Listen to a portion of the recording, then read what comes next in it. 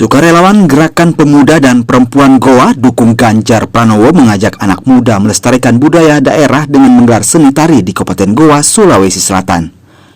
Gelaran seni tari ini pun dihadiri ratusan penonton yang datang sebelum acara dimulai.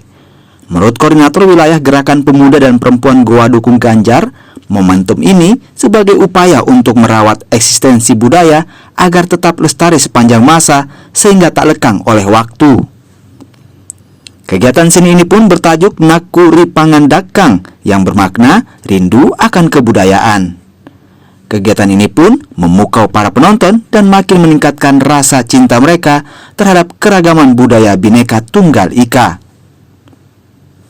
Antusias masyarakat pada kegiatan kali ini sangat antusias karena sebelum acara dimulai, 2 jam sebelum acara dimulai masyarakat sudah berdatangan mengisi kursi-kursi yang kosong.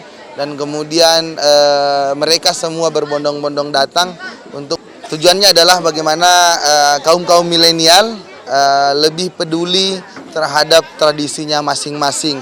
Lewat momentum kali ini juga kami memperkenalkan, mensosialisasikan ke masyarakat sosok Pak Ganjar, calon presiden 2024, yang kemudian yang sangat peduli terhadap yang namanya tradisi dan kebudayaan. Pada saat ini juga perlu saya sampaikan ada Maestro Gendang Sulawesi Selatan, yaitu Bapak Erang yang menyempatkan dirinya hadir mempertunjukkan kebolehannya dalam menempah gendang. Beliau adalah sosok maestro kami yang kemudian sudah keliling dunia, mulai dari Belanda, Jepang, Cina, bahkan Amerika, sudah keliling memperkenalkan budaya Bugis Makassar, yaitu gendang. Berbagai tarian tradisional Bugis Makassar ditampilkan mulai dari tarian Arut Taubarania, Tari Padupa, Pakarena, PPPPK Rimaka, dan Pakacaping, serta penampilan rampak gendang. Salah satu penari mengaku sangat senang lantaran masih banyak warga yang senang melihat seni tari, khususnya tarian dari budaya Bugis Makassar. Sehingga seni tarian akan terus dilestarikan sampai ke generasi alfa.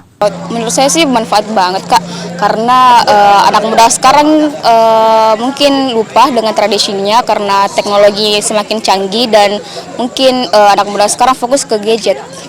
Harapan saya sih khususnya untuk anak muda jangan pernah lupa dengan khususnya tari-tari tradisional, adat-adat tradisional ini.